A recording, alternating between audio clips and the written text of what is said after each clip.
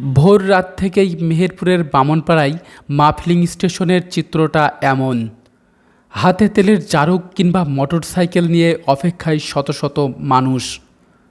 গত এক মাস ধরে চলা জ্বালানি সংকট এমন পর্যায়ে পৌঁছেছে, লাইনে দাঁড়িয়ে থাকা ভুক্তভোগীদের চোখে মুখে ক্লান্তি আর চরম ক্ষোভ।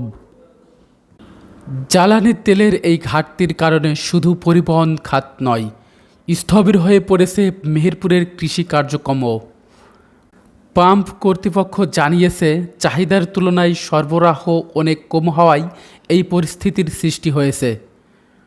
সরবরাহ স্বাভাবিক না হওয়া পর্যন্ত এই সংকট কাটার কোনো লক্ষণ দেখছেন না তারা। তীব্র রোদে ঘন্টার পর ঘন্টা লাইনে দাঁড়িয়ে থেকেও অনেকে খালি হাতে ফিরছেন।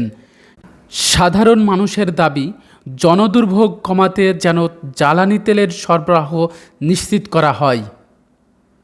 জাহিদুল ইসলাম, মানবতার চোখ, মেহেরপুর।